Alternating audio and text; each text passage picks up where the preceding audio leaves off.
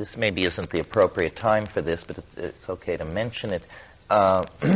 In trying to think about the evolution of human consciousness, how did it come to be? Most of you are probably familiar with my theory of psilocybin influence, and I don't want to recapitulate that here. But here are some less often said things about it. It's clear, I think, if you look at the natural world with an unbiased eye, that the highest intelligence, and I don't want to have a knockdown, drag-out debate about this, but the highest intelligence to my mind, without a lot of arm-waving, is the behavior exhibited by large hunting cats, predators, animals which live on plants, like cattle, for example, have no interest in observing the behavior of other animals. They are very preoccupied with just churning through herbaceous foliage. Predators, large carnivores, on the other hand, to be a successful hunter, any hunter will tell you, you must understand, note this word, the thing you hunt. So in a sense, what these large cats are able to do is they're able to think like foxes, think like rabbits, think like antelope. And this allows them to successfully predate upon these animals. Well then, it's very interesting that in shamanism worldwide, at its most primitive level, and often in the presence of hallucinogenic plants, you find this emphasis on large predatory cats and jaguar consciousness and shape-shifting. And essentially, it's almost as though the earliest form of human consciousness was not human consciousness at all. We saw the predatory success of these large cats, we admired it, we imitated it, and people who could become cats are what would be a kind of a shaman, a jaguar shaman. Very interesting. Well, but then the difference between a hunting cat, I believe, and a human being is that the intelligence of the hunting cat is environmentally cued by circumstance. An antelope runs by, it pursues and kills it in a certain way which has worked before. Human beings, away from the hunt, intoxicated by just large amounts of fresh meat, which if you're, marginally nutritionally based and there's a big kill and the whole village eats, then usually everybody has sex together, and then there's probably drug taking and religious thanksgiving and so forth. So everybody's feeling pretty good. And what emerges there is fantasy. This is what we do. We can command images in the absence of their physical stimulus. So, and being highly eroticized animals, sexual fantasy is a major preoccupation of primates, apparently, as you've observed. If you've ever taken children to the monkey house at the zoo, then you have to explain all this wild masturbation that's going on. It leads to fascinating discussions of animal and human behavior. So highly sexed human beings eating well after imitating cats, after having sex, after taking drugs, are certain then to contemplate the great what-ifs of life. What if we had gone earlier to the water hole? Perhaps we would have found more game than we did. And then in the erotic domain, erotic fantasy is entirely a series of what-ifs. What if I had been accepted in my approach to so-and-so, and then what if they had taken me into the bushes, and then what if, and what if. And as the hormones start flowing, the what-ifs start coming with greater clarity. Well, This eroticization and this phenomenon of hunting all tumbled together, I think, probably was the basis for the emergence of early human consciousness. And of course, it circles around the issue of free will. Implicit in the what if is the path not taken. And by endlessly contemplating these bifurcating paths of what ifs, slowly an early human being or a proto-hominid would come to have the sense that, aha, behind all of this, looking at all of this, is something called choice maker. And then self-identification. I am choice maker. I choose. And out of the images in my mind, certain ones, to use a Whiteheadian phrase, undergo the formality of actually occurring. And I think, that and the psychedelic stimulation to the imagination and the early human environment of nutritional pressure, strange foods, alkaloid-heavy foods, impinging on the genome, so forth and so on, really was what took us over the threshold. It was the combination of these hunting fantasies with erotic fantasy driven by drugs and nutrition. Just a new piece of data, which is grist for this mill. Some of you have heard me talk about Roland Fisher's experiments where he showed graduate students parallel bars and then gave them small amounts of psilocybin and showed that edge detection was increased in the presence of psilocybin. Visual acuity. Well, I gave a talk like this in Mexico, and Sasha Shulgin was in the audience, and he said there's an even better set of Fisher experiments which make your point even more strongly. He did another set of experiments in which he built an apparatus where you could raise a white bar over words projected on a screen, so that only the first, say the words were 3 inches tall, only the first quarter inch could be shown. We'd say to people, can you read this sentence? With only 10% of the letter shapes visible.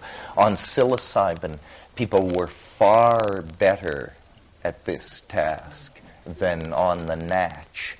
And if you analyze what is this task, it's a very complex coordination of detail. Very complex. It's the ability to extract information from a situation and reach the correct conclusion.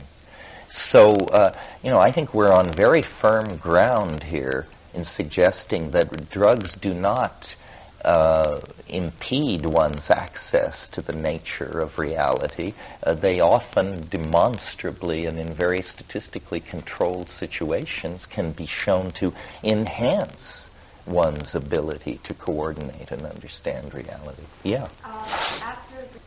You mean after the drug wore off, could they do this? I doubt that the experiment was done. It would be interesting. Of course, the assumption would be no, but the experiment would certainly be worth doing. Can one learn on psilocybin to then do something which persists after the drug is gone? It's an interesting question. Yes, I noticed when I was taking Prozac that what it does is it sets you slightly forward in social space, and that once you have sufficiently analyzed what it does, you don't have to take Prozac. You can fake it. It's an attitude. It's basically a slight attitudinal adjustment toward social space. I describe it as leaning slightly into it. And once you become familiar with the feeling, you can just do it. So the drug becomes irrelevant.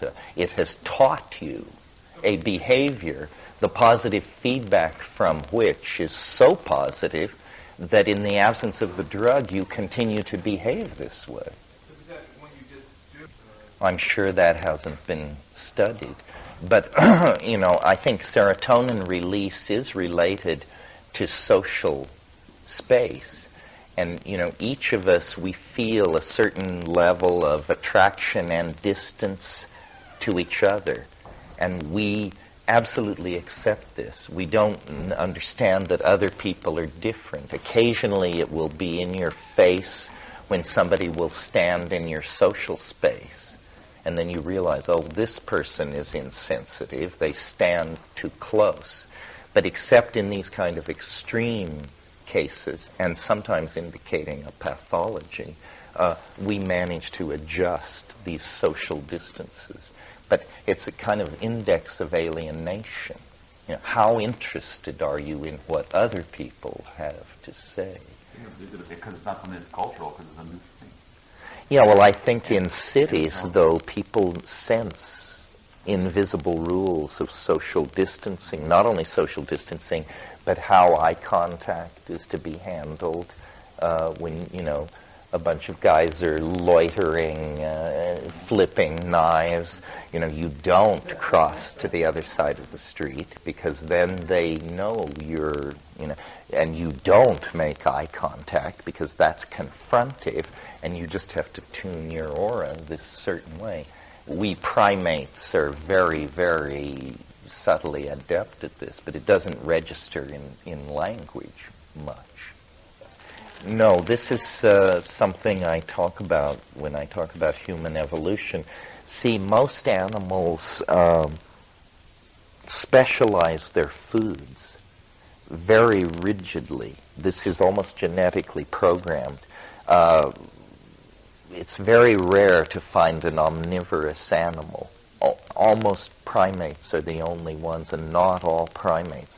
And the thinking is that this is a very conservative food acquisition strategy is necessary because it holds down natural rates of mutation. If you just started eating plants, you would contact all kinds of weird things because plants produce weird tertiary and secondary compounds that are designed to attract insects or repel insects, or and you would get all screwed up. One argument for what happened to us is that we had a very primate-like diet of insects and fruits and canopy available foods, and when the canopy got under nutritional pressure, we had two choices: either go extinct or begin to experiment with food. And somehow the thing that has always saved us is our flexibility. Somehow in that situation we didn't go extinct. And I've just recently seen new papers about, in several parts of the world, they've discovered species of monkeys that only leave the canopy to acquire fungus, the jungle treetops. But they will come down to eat certain fungi. And even in the northwest coast forests of Oregon, there are these flying squirrels which never come to the ground, except they have some amazing ability to locate truffles. And somebody described these things to me. They come sailing down and they hit the ground at, it looks like about 20 miles an hour, dig furiously right where they hit, grab the truffles, and they're out of there. I think psilocybin in the early human diet was something that we encountered as we moved into the grasslands, and that was a very tryptamine-rich environment. Not only mushrooms, but gramine and grasses and cereals. Baboons and other grassland primates eat a lot of corms, the roots of grasses, and that stuff has a lot of toxic stuff in it. The thing about our flexibility, we've talked in these workshops about the bonobo versus the chimpanzee in terms of sexual styles. we differ by chimpanzees by 3% in the genome. There's another kind of chimpanzee called pygmy chimpanzees, or bonobos, that are not really physically smaller than regular chimpanzees. Their genome differs only by 2%.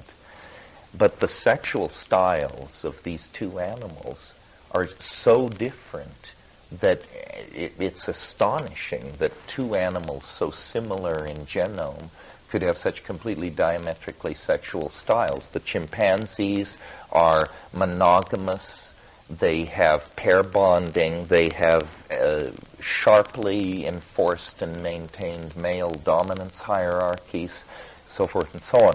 The bonobos are polymorphically sexual, orgiastic, tolerate homosexuality, tolerate incest, tremendous, all conflict is mediated through release of sexual energy. Well, then you have human beings. And we are apparently right on the cusp, because we have, rigidly defined monogamous societies where any breach of these monogamous rules brings death and disgrace. And we have polygamous societies, and we have societies where wives are shared with brothers as a matter of course. Very interesting that our sexual style is not under genetic control. And I maintain that part of our strange position in reality has to do with the fact that we in the past, in the distant hominid past, had a male dominance hierarchy as sharply defined probably as the chimpanzees. Anxiety about female sexual activity, anxiety about lines of male paternity, rigid enforcement of all this, so forth and so on. At some time in our evolutionary past, when psilocybin became a major component of our diet, it acted as a catalytic enzyme on the psychoerotic complex and dissolved this tendency toward male dominance and replaced it with a more highly sexually expressive, polygamous, orgiastic style of tribalism, which persisted for a long time, maybe 50,000 years, as long as there was sufficient psilocybin in the diet that increased sexual activity and dissolution of ego and so forth was maintained. But the genetic programming was never stripped out. Well, so then after 50,000 years of orgiastic polygamy and that kind of social glue, and notice the interesting thing about an orgiastic society is no concept of male paternity. Men do not know who their children are. Consequently, there is no sense of my children. There is an enormous loyalty to the children of the group. Children collectively then are seen as a very precious and conservable resource.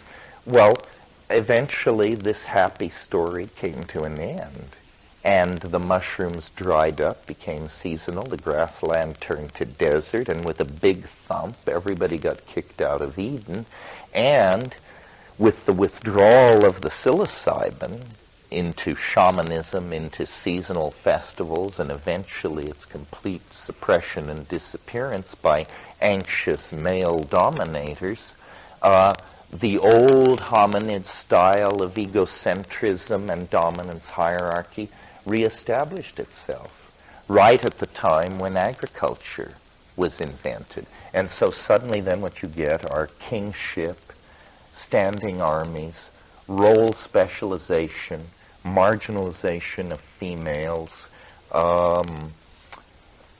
a whole bunch of negative, in my humble opinion, social styles and behaviors. We then are the unhappy inheritors of this. For 10,000 years, roughly, we've been away from the sacramental dissolving of male ego and sexual dominance hierarchies. And so there's a huge amount of sexual contradiction and unhappiness, and this doesn't work, and that doesn't work, and nothing seems to work, and this seems to be our cross to bear. Well, it's because we are neither bonobos nor chimpanzees. We are somewhere in between, and it's almost a matter of which side of the bed you get up on, or what you ate that day, or what your drug habits are, what kind of a sexual creature you are, and what kind of styles of sexual behavior you're comfortable with or uncomfortable with. It's a very curious thing, and it's related to our high intelligence. Somehow, I don't exactly understand this, except maybe the connecting key is erotic fantasy. That erotic fantasy as an exercise eventually turns into fantasy, period, and then that eventually turns into government, poetry, religion, drama, humor, mathematics, music, so forth and so on. Anybody want a short comment? In the right way. Yeah, basically what we want to do, We can't just replicate. we want to become as biological as possible. And then some of these issues about the internet will disappear. I mean, somebody recently, here's an interesting statistic. Somebody told me recently that in an average square inch of soil, there's 500 miles of mycelial fiber. 500 miles of mycelial fiber in every cubic inch of topsoil on this planet. Well, imagine if you could plug into that net. We don't have to lay copper or fiber optics. If you're subtle enough, the wires are already there. Yeah, what would... Well, when you take psilocybin, it's interesting that many people report the onset of hallucination is always the onset of you see a white network against darkness. You actually see the mycelium, and then shortly thereafter the visions. And, what would we think of the internet if we didn't have to lay any wire or transmit anything through the air, but we could just plug in to the wiring already in the ground? That may sound like pie in the sky, but it's not that. Tesla proposed that same theorem back in the... Well, he wanted to transmit electricity through the ground. I don't think he realized that there were biological wires to do it because of the fineness of these things. But I think, commandeering, co-opting, modeling, and copying nature is what it's all about. This is what alchemy understood. Nature is the great teacher. Nature has had, 5 billion years to go down the worthless pathways and the toxic pathways, and has always returned to a certain Tao of an economy of construction and architecture and energy that is more elegant than anything we can possibly imagine. So, a truly human future lies in integrating, studying, imitating, and becoming part of the natural world without leaving any of our so-called technology or database behind. Well, that's it for this evening, I think. Is there anything hanging from this afternoon? Yeah. We wanted that. That was a grouping. Oh, yeah? What about that? Well, can you explain that theory about how we don't have 75% females men. No, It wasn't. What was the statistic first on? Well, it was in the context of supposing that you were going to reduce population by appealing to high-tech, industrial, educated women to have one child only. Well, then you could leave it there, and you would get this demographic collapse. But if you also, you'd have a 50% reduction of population in 30 years, and every successive 30 years. Still be 50-50. Yeah, that's what I'm saying. So then the other possibility is, if you want to address the perceived overexpression of masculinity in society, I'm saying rather than try and change men, change the ratio of men to women. Obviously, if you do this, and there are more women than men, women will occupy more managerial positions. There will be a compensatory feminizing of society, which seems to me less distorting and less a form of social engineering than trying to use the mass media to guilt trip men into suppressing testosterone levels.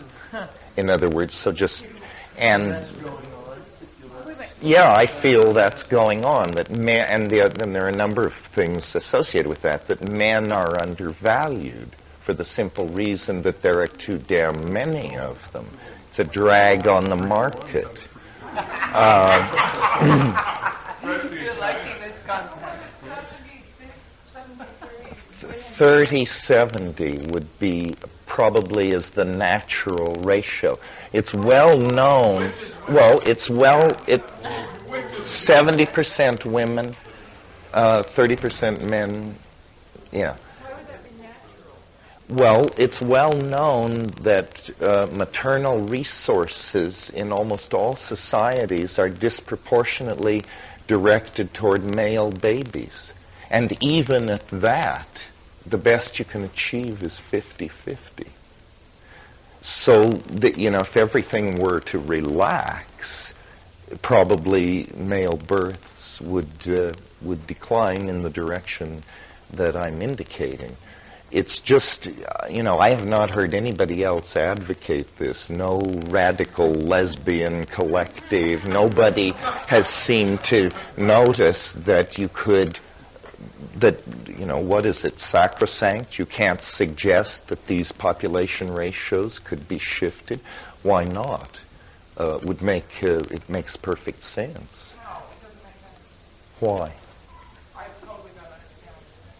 Yeah, I don't know. Well, you understand the demographic collapse occasioned by one woman, one child, right? I can understand. Well, if you have fewer men, you have more women advancing at a faster rate. You have more managerial positions open to women. Well, unless the men grow proportionately more competitive as their numbers decrease. I mean, you can play all kinds of games with curves here. But it's not written adamantine. It's just something to get you thinking about the fact that we're not trapped in any sense of the word. The fact that just with a one-woman, one-child policy, do that for 120 years, and a major item on the political agenda will be the question, are there enough human beings in the world? You'd be down under 1 billion, under 500 million people in 120 years without pogroms, epidemics, extermination campaigns, genocide. No, just simply one woman, one child. So the idea that there's some huge Malthusian momentum that can't be overcome, the momentum is not Malthusian, it's cultural and ideological. And why is that a good idea? Aborting male children or something? Well, I'm saying equal distribution of maternal resources would probably cause it to happen naturally. That in the present situation, male babies receive more extensive attention, nutrition, blah, blah. So just, In this country? yeah. Bringing up some emotion. So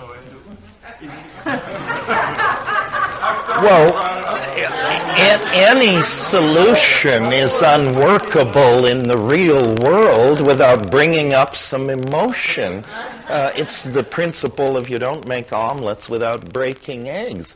The only course which seems to raise no emotion, and that also raises emotion, is business as usual.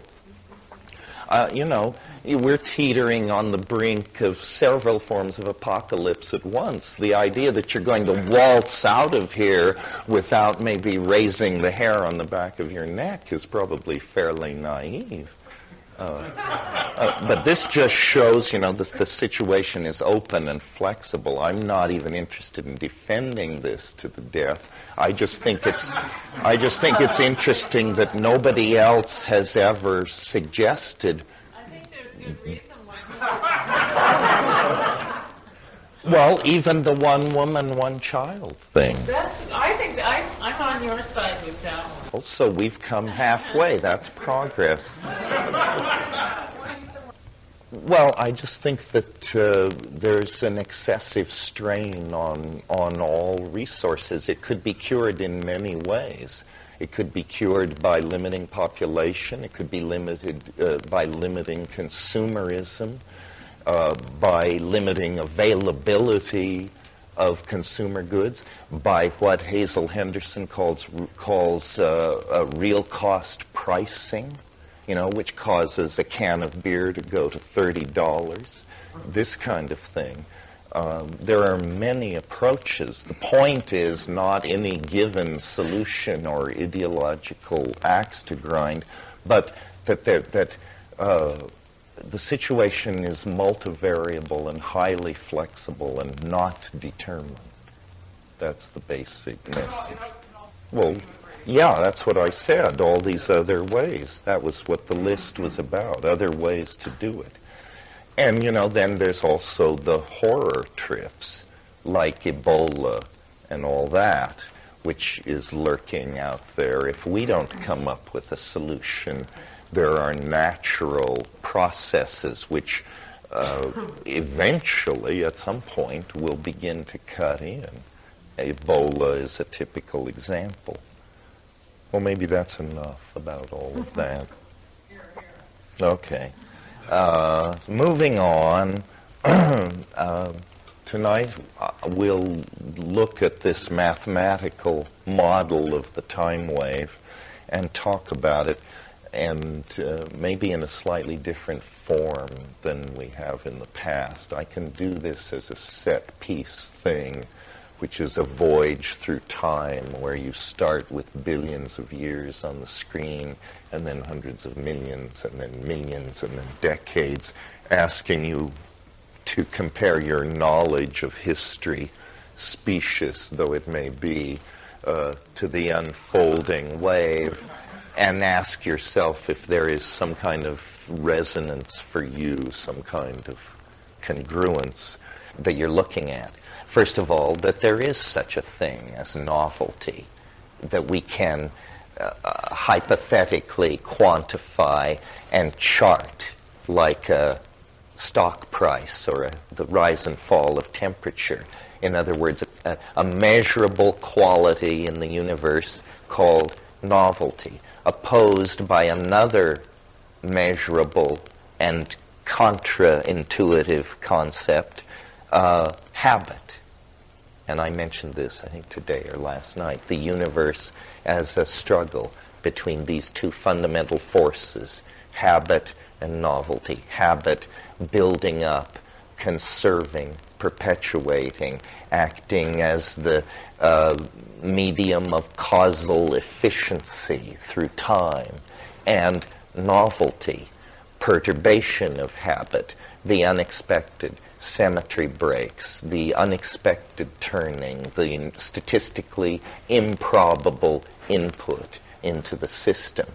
And then once you have these two ideas in place, for me it seems very obvious then, based on the straightforward story that the combined natural sciences lay out for us, that the story of the universe is the story then of what I call the conservation or the accumulation of habit.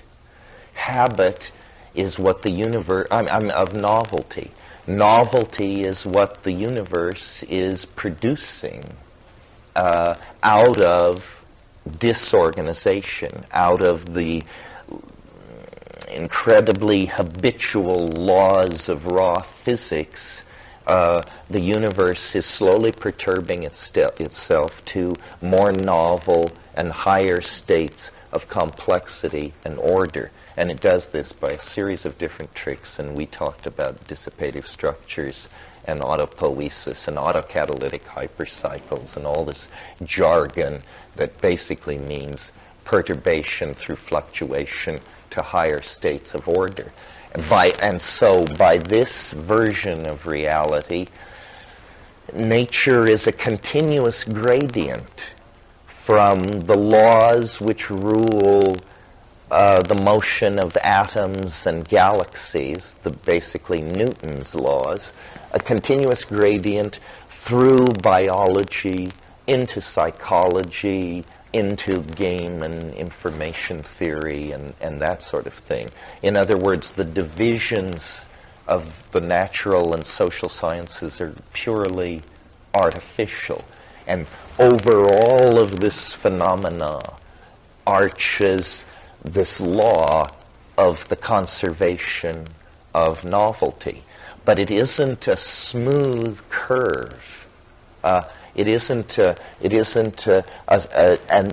uninterrupted descent into novelty. It's a tendency toward novelty which can be perturbed and interrupted on any scale, so that it may be perturbed and interrupted for milliseconds, or it may be perturbed and interrupted for 100 million years. But in any case, given a sufficient amount of time, this tendency toward the conservation and production of novelty will reassert itself. Well, several interesting consequences follow from a model like this. One is human beings become much more interesting players in the game.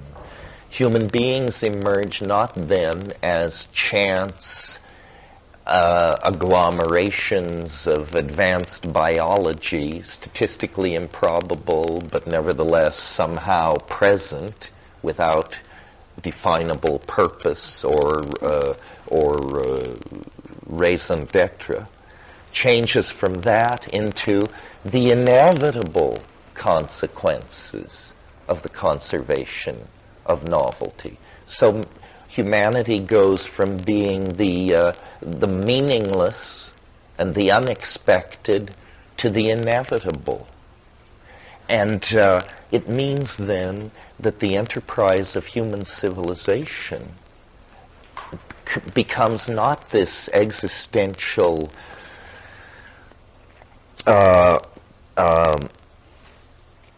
imputing of values out of essence onto reality, but instead it becomes an acting out of a portion of the natural universe. In other words, it upsets the existential apple cart. It makes people matter. It not only makes people matter, it makes history matter. It not only makes history matter, it gives it an arrow toward an understandable goal. Something that we would call complexity, or concrescence, or holographic self-realization, something that we can now, from our present position in technology and so forth, actually see ahead of us how this might work, how there might potentially be a world of distributed human consciousness in biological bodies with some kind of very painless interface into a godlike sense of omniscience, which was the electrically stabilized and maintained data field of the species. I mean, that's basically what we're talking about here. We can see how we could get there from here with nothing more than refinements of our technology and our engineering goals. So that thing, the eschaton, becomes then a kind of inevitable attractor. This process is not entirely causal in the sense that it does not entirely proceed simply from the past into the future. The notion being put forward here is that time is not a perfectly smooth, perfectly level, perfectly frictionless surface on which you are free to skate in any dimension with equal energy. No, time is, like everything else in the universe, time has a fine structure. It has a textural quality to itself. It has, in fact, a kind of landscape. And events, systems of cause and effect, flow over this landscape, seeking something that we can visualize as low energy states or states of high novelty, which are defined as the bottoms of these creodes, these epigenetic valleys through which processes are flowing. Well, this is a very different picture of time than the Newtonian picture. The Newtonian picture is a conservative picture, but inadequate to experience. It holds on to the Greek philosophical conception that the universe should be describable using perfect mathematical objects. And long ago, we learned from looking at the planets that they do not follow perfect circles. And by studying other parts of nature, one by one, this Aristotelian and Platonic drive toward mathematical perfection at the surface of nature has been abandoned. It's not that nature is not mathematically perfect. It is, but at a more complex level than Greek geometry was able to reach. However, one of these Greek mathematical conceptions has managed to survive unscathed and unexamined and unchallenged, and it's the idea that time is this perfectly smooth, featureless, frictionless surface. And the reason that is held to so tenaciously is because you can't do science without that idea. Why? Because science depends on this very subtle notion called experiment. And built into the idea of the experiment is the idea that you must be able to repeat the experiment. In philosophy of science, this is called the restoration of initial conditions. You have to believe, in order to do science, that you can restore the initial conditions of the system that you're studying and then let it go through its changes and watch it again and collect data and then restore the initial conditions and do it again. If it is so that time is not a perfectly smooth surface but some kind of moving landscape, then the idea of experiment begins to break down, because there is no such thing as the restoration of initial conditions. You can never step into the same river twice, Heraclitus observed. If he'd been paying attention, he would have noticed that you can never step into the same river once. But that's another story.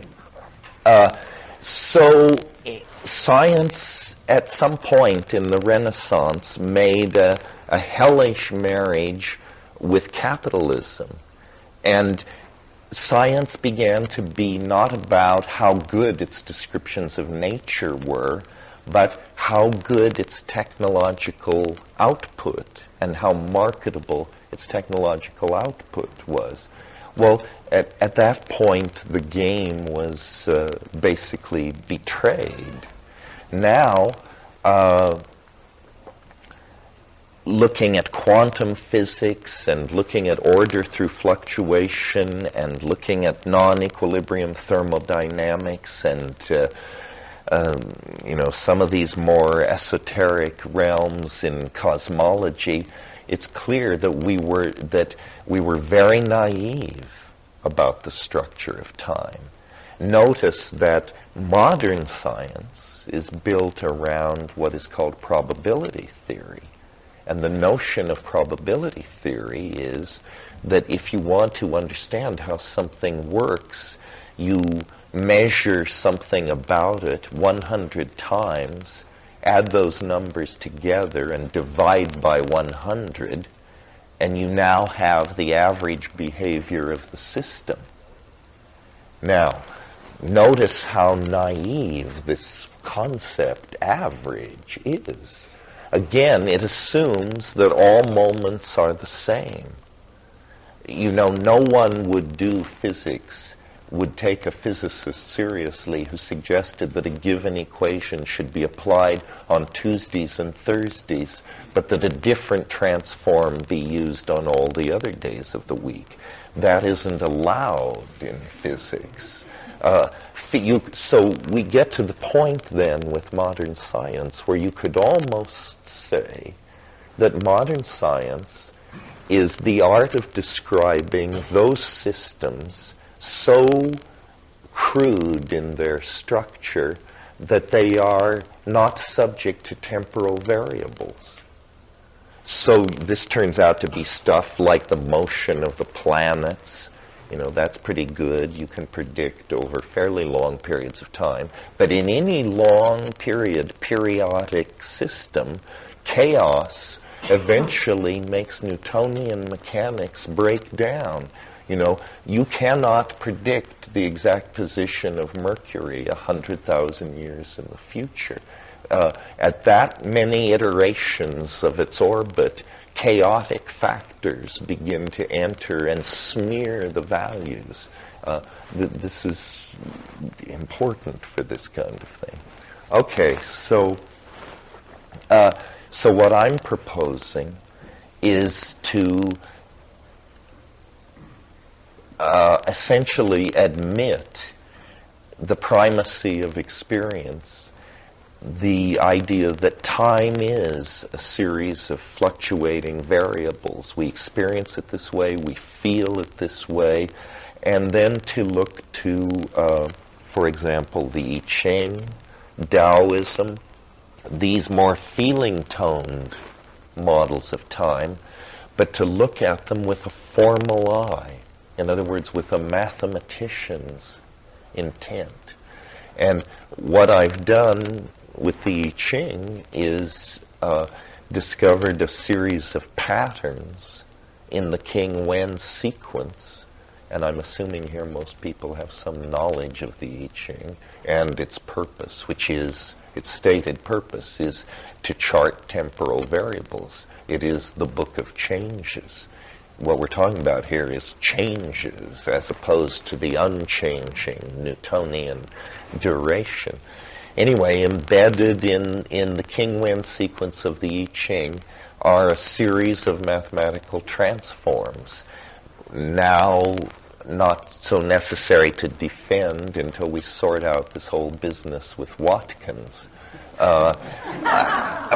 However, since that was never part of these lectures, those of you who are not given to dedicating yourself to the altar of understanding the time wave are asked to judge it in a very direct an intuitive way, which is we look at history, which is a fairly known quantity, and we see if the predictions the theory has made about the past are sufficiently impressive that we should give a hoot about what it says about the future.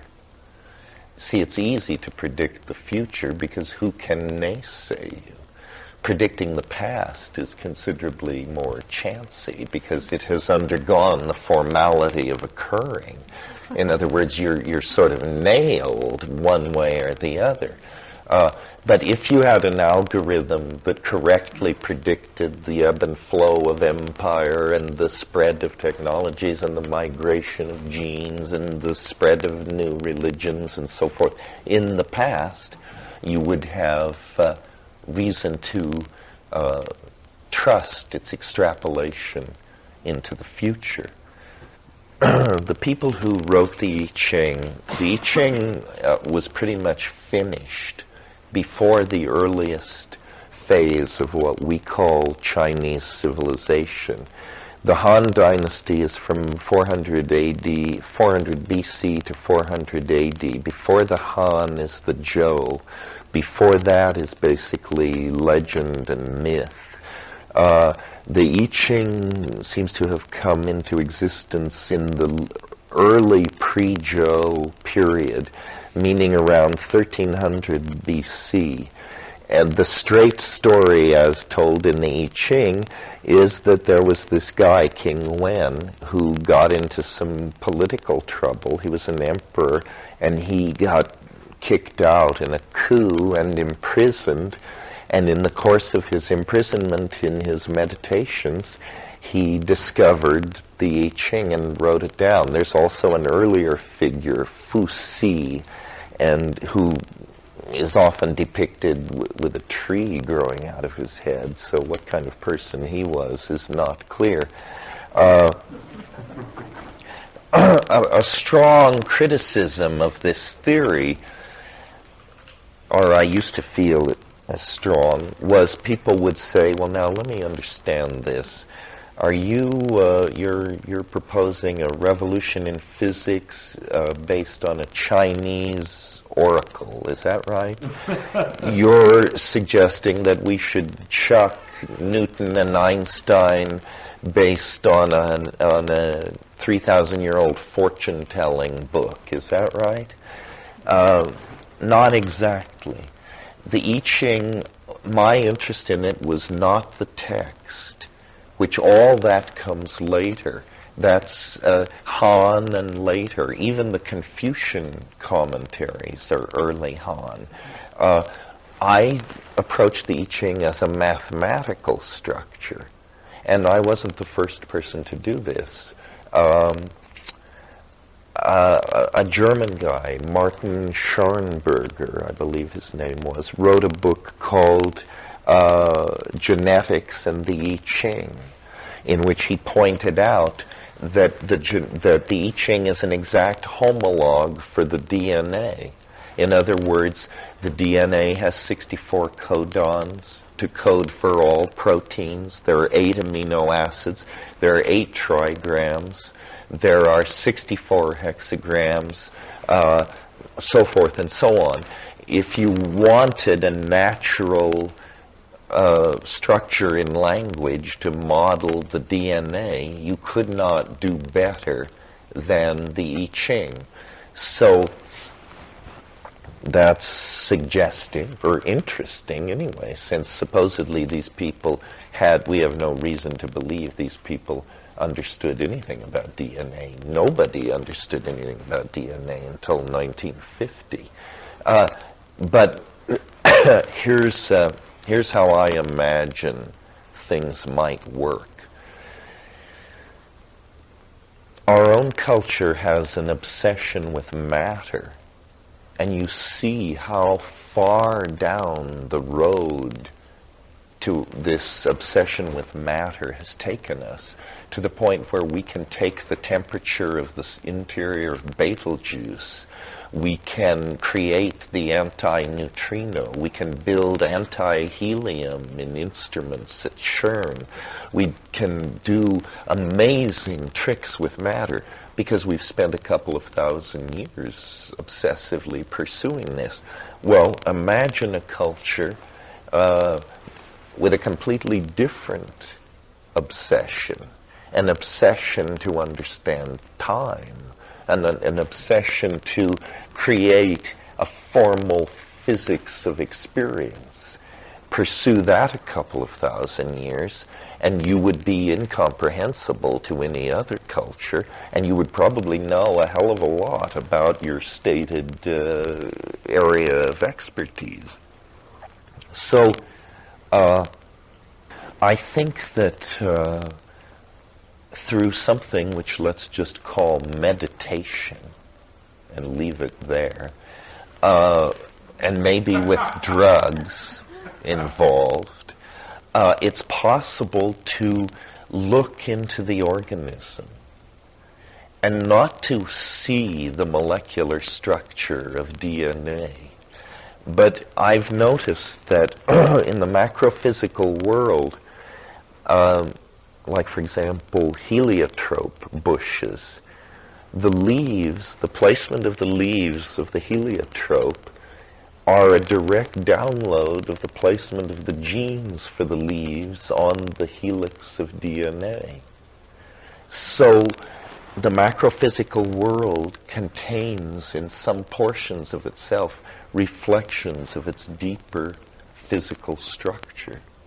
So imagine a form of meditation, perhaps psychedelically assisted, in which you still gross body functions, breathing and so forth and so on, and your attention drifts down into the near-death domain.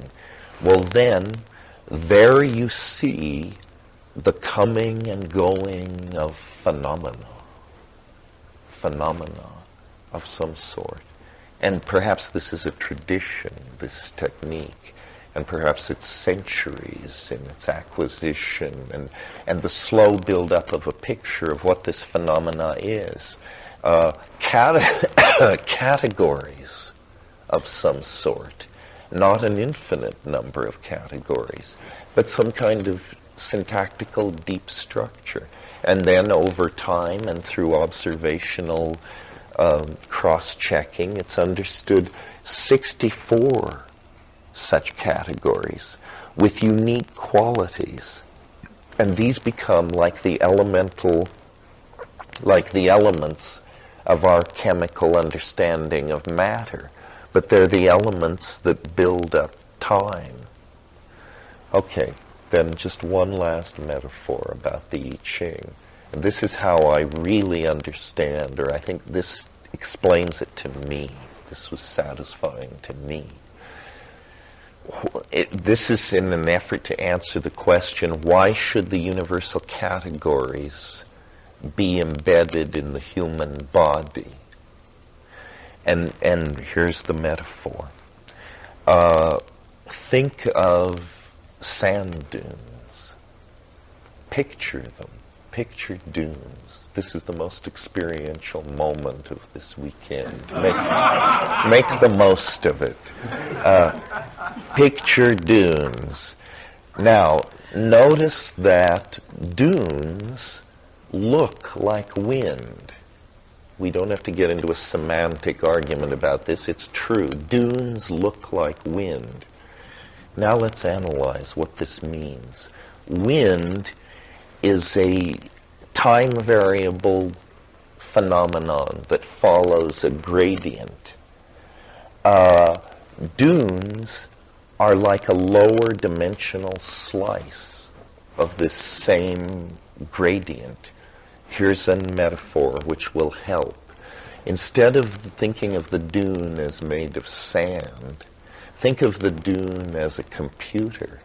Think of every grain of sand as a bit. Now think of wind as a piece of software. The wind blows. The software is run. the bits rearrange themselves in the computer, and what we then have is a download of the instructions embedded in the software, now in the hardware.